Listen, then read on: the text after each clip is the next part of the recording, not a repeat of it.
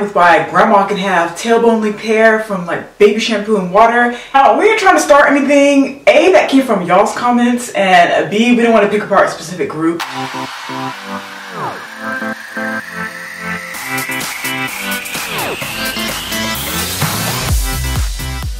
Hey guys, welcome back to our channel, Ebony and Erica. Before we start this video, in no way are we dragging products of today, but do y'all remember back then how heat, water, grease, and plets used to just have our hair down our backs? Now, we talked about this before in several videos, but we've never dove deep into why our hair was so long back then versus now. Yeah, you know what I'm saying? It's been bugging us, so we found out several things that will either make you want to stick with the old school product hair routine or keep doing what you're doing now and just making it work.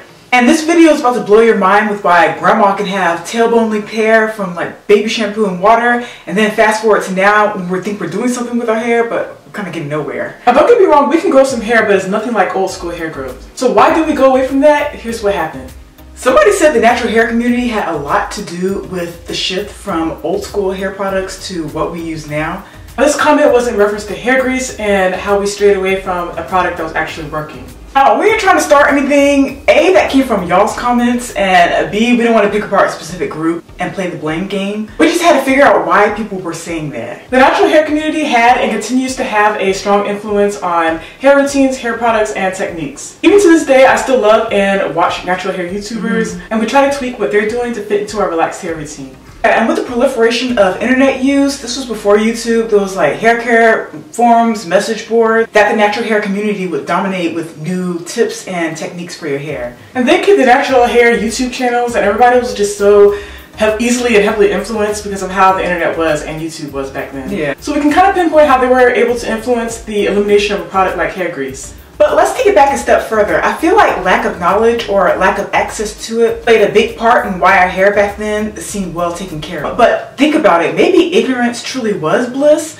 because they were able to keep it simple with what they had. And I could be wrong, but nobody back then was checking for porosity or hair type. This lard isn't for my low porosity hair. Yeah, no, it was pretty universal. Everybody had access to water, grease of some kind, and the means to plait hair. That's why I feel like black people, now comment below if you feel this too, I feel like we just grew up the same. Yeah, since then, black hair care has become a multi-million-dollar industry, which is why I feel like that's another reason why we went away from old school hair care. And like we said before, we're going to keep repeating it. No blame game, these are just observations. Yeah, we're actually impressed with how far black hair care has come in establishing themselves in an industry that's very, very profitable. But it's just an observation with how we see so many hair products at our disposal, just having so many options. Even with beauty supply stores popping up everywhere, it's just a lot to choose from. Products are being marketed to us in a number of ways and tactics, and we were like, I gotta have this product, I gotta have that product. And to be honest, I'm guilty of it too. Me too. Yeah, that's where consumerism occurs. It happens to the best of us, especially when it comes to our hair products. Not only do we have more access to beauty supply products, like Instagram and Facebook ads can get us too.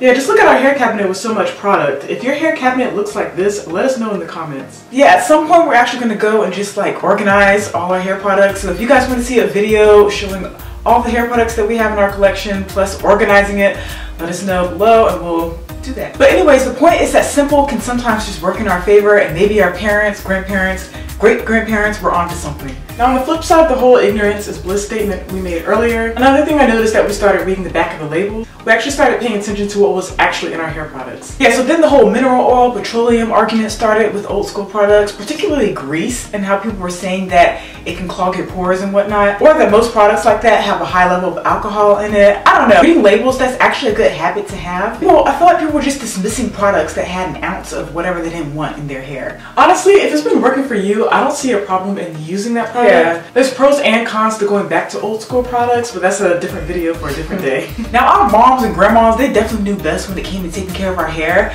I think when we graduated to, taking care of our own hair, leaving the nest or whatever and just doing it ourselves, that could have been, especially for us, I feel like that's when we kind of struggled. Yeah, moms just have a special touch when doing their kids' hair. And depending on how old you are, most moms didn't have access to what we have access to now. They were just going off what they knew from their moms, and their moms are going off what they knew from their moms, and continuous cycle. I know from our mom, when she did our hair, it was based off of a lot of old school practices. She did a video on that, and if you've seen it, you know what we're talking about. I don't know, the shampoo back in the day, I used to use whatever, to me, shampoo was shampoo, Girl, I use anything.